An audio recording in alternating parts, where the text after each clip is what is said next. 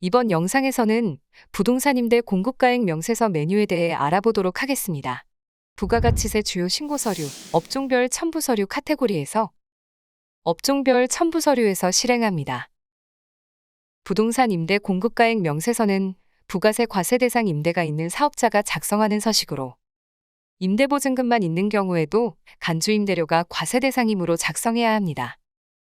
저는 법인사업장 기준으로 작성해 보도록 하겠습니다. 먼저 기간을 선택하면 임대사항을 입력할 수 있는데요. 직접 입력도 가능하지만 불러오기를 클릭하여 당해 신고기간 전에 기신고한 내용이나 전표에 입력한 내용이 있다면 불러올 수도 있습니다. 신고기간을 기준으로 보면 이전에 신고했던 부동산 임대 공급가액 명세서의 내용을 선택해서 불러올 수 있고 이때 종료된 임대기간을 포함해서 불러올지 여부도 선택할 수 있습니다. 이렇게 데이터를 불러온 후 임대기간이나 보증금, 월세의 변동이 있는 경우 수정해주면 됩니다.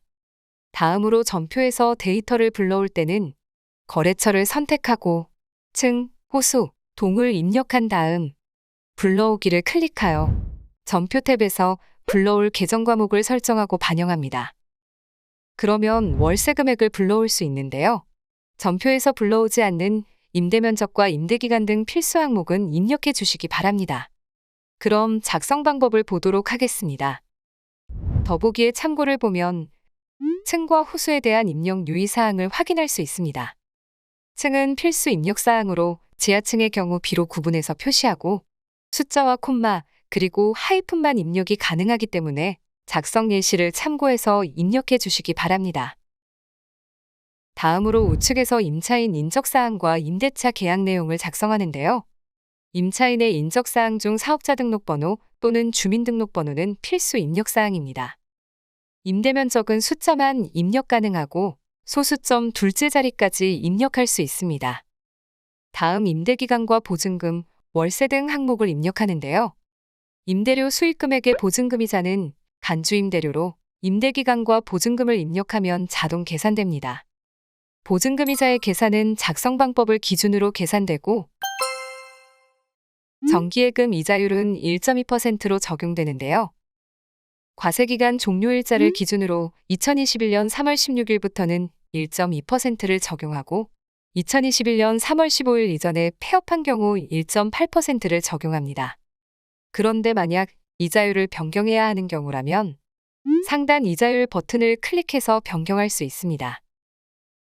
이렇게 계산된 보증금 이자와 월세 금액이 합산되어 과세표준 금액이 반영되고 임대 부동산이 여러 건인 경우 우측 안내 메시지 영역에서 항목별 합계액을 확인할 수 있습니다. 다음 갱신일은 더보기에 참고를 보도록 하겠습니다. 과세기간 내에 계약기간의 연장, 보증금, 월세의 변경이 있는 경우 기재하고 입주일과 퇴거일은 반드시 입력해야 합니다. 첫 번째 예시처럼 과세기간 중 보증금과 월세의 변동이 있는 경우 계약 갱신일 전과 후 두 줄로 작성하고 종전계약 내용의 퇴거일은 계약갱신일 전일로 작성합니다. 그리고 변경 계약 내용의 입주일은 갱신일인 3월 1일로 작성합니다. 다음 두 번째 예시는 보증금과 월세 변동 없이 계약기간만 연장이 되었는데요. 첫 번째 예시와 동일하게 계약갱신일 전과 후 두 줄로 작성하면 됩니다.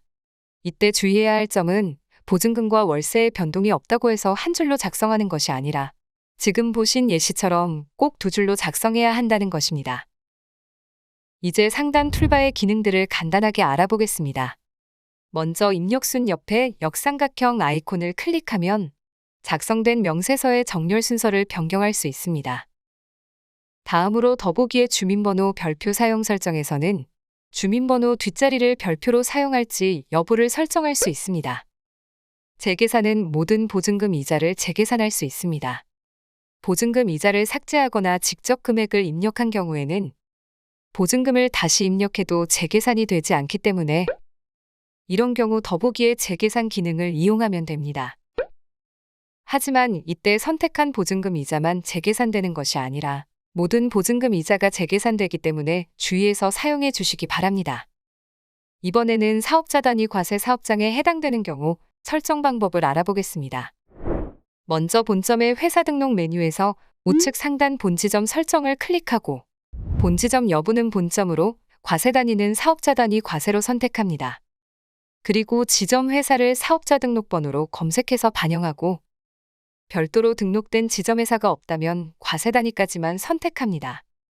선택이 완료되었다면 회사 등록 메뉴를 저장하고 본점에서 부동산 임대 공급가액 명세서를 실행해 기간을 입력하면 주종 사업장 관련 메시지가 뜨고 확인 버튼을 클릭하여 주종 사업장을 입력합니다.